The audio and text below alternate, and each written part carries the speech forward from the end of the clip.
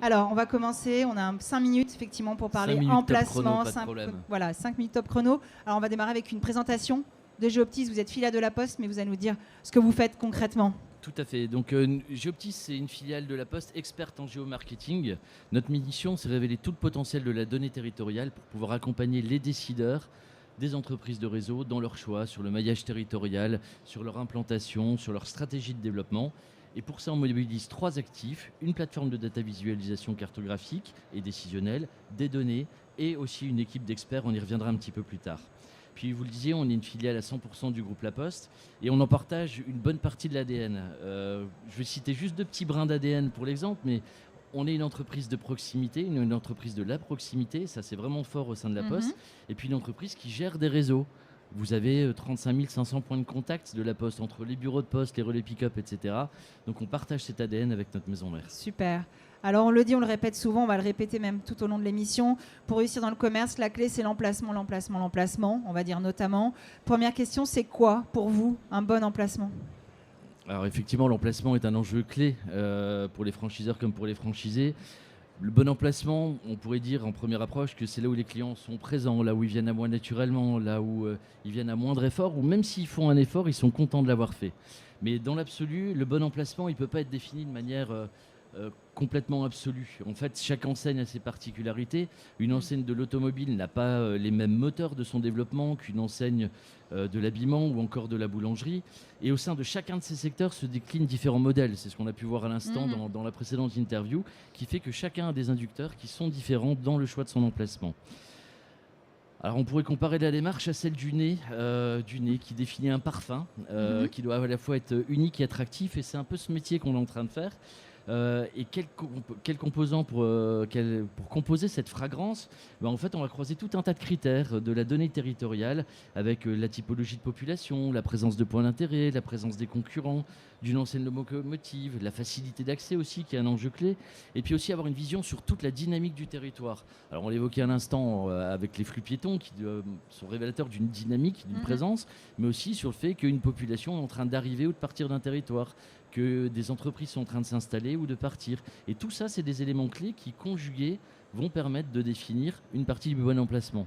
Mais une fois que vous savez à peu près où vous voulez aller, il faut arriver à trouver le fameux emplacement, le fameux local. Alors, certains ont des problèmes de riches, comme on l'évoquait à l'instant. Pour d'autres, c'est un petit peu plus compliqué. Et donc, du coup, il faut arriver à trouver le bon local, qu'il soit disponible, connaître sa superficie, s'il y a des travaux à prévoir, le prix du loyer, est-ce qu'il est visible. Et là aussi, c'est une vraie problématique à laquelle répondre, un sujet clé. Et nous, on est par exemple sollicité par nos clients pour arriver à déterminer où sont les beaux vacants. Et vous savez comment on fait ça ? On missionne les facteurs sur le terrain pour arriver à détecter. Voilà. Donc c'est toute la force et la synergie entre la filiale et sa maison mère. Puis voilà, en définitive, le bon emplacement, c'est celui qui me convaincra, on l'évoque à l'instant, celui qui permettra aussi de convaincre le franchiseur, le franchisé et aussi le banquier qu'on évoquait il y a quelques secondes. Sacrée alchimie en fait, effectivement. Alors on le sait aussi, un bon emplacement n'est jamais garanti à vie. À quel moment on doit se dire, bon, c'est plus le bon endroit, il faut que je change ? En fait, c'est tous les jours qu'il faut se poser la question. J'exagère un petit peu en disant ça, mais tout bouge effectivement. Il y a des quartiers populaires qui deviennent beaucoup plus attractifs, d'autres qui se diversifient. Il y a des grands projets de liaison TGV. Par exemple, je pense à celui-là qui va relier Bordeaux à Toulouse, où Agen va devenir une petite pépite à moins de 30 minutes des 2 points. Et où finalement, il y a peut-être une opportunité d'installation sur ce territoire. Et puis évolue également la performance des points de vente, les concepts, la relation aux franchisés, ce qui fait qu'on peut prévoir aussi dans les contrats de redéfinir le découpage territorial associé à chacun des points de vente. Et puis il est disponible, puisque le réseau de points de vente est un objet vivant, il est essentiel d'en prendre le pouls régulièrement.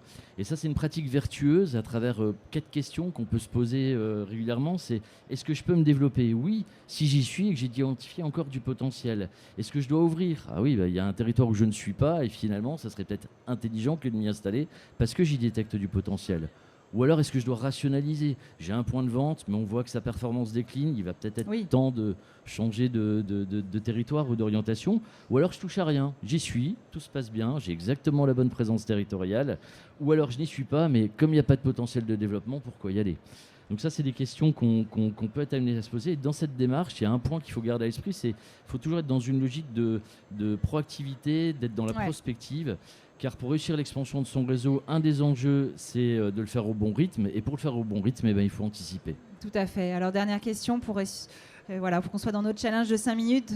On l'a dit tout à l'heure, le contexte il est compliqué, trouver le bon emplacement. Même si vous avez des très bons conseils déjà que vous avez donnés, comment, les solutions que vous proposez pour trouver le fameux bon emplacement? Il n'y a pas de recette de cuisine magique et c'est souvent le fruit d'un vrai long dialogue avec nos clients et ça dépend aussi du moment de vie de l'enseigne. Mais quelques mots, j'évoquais à l'instant, il faut anticiper, rester en veille, avoir une démarche prospective, se challenger régulièrement et challenger sa vision avec un regard extérieur. Et pourquoi je vous dis ça? C'est parce que c'est une vraie conviction profonde. Même avec un outil cartographique performant qui intègre de l'IA et tout un tas de choses, qui est agile au quotidien pour faciliter la prise de décision des décideurs, même avec des données premium sur la mobilité résidentielle ou encore sur la capacité à aller collecter de la donnée sur le terrain avec nos facteurs, ce qu'on fait. Même avec tout ça, l'humain est essentiel et nous, je vous le disais en introduction, la plateforme, la data, nos équipes d'experts, on est vraiment très attachés à l'accompagnement de nos clients et finalement ils sont assez friands de notre accompagnement, du questionnant qu'on leur apporte par rapport à leurs enjeux ou à leurs actions ou à leurs leviers d'action. Et puis derrière l'humain, il y a aussi deux capacités que je vais citer à titre d'exemple. Il y a intégrer les spécificités business. Il n'y a pas deux enseignes qui fonctionnent de la même manière, on l'a évoqué il y a quelques instants. Et puis générer des indicateurs dédiés, faire de la prédiction de CA par exemple, ou élaborer des scorings spécifiques.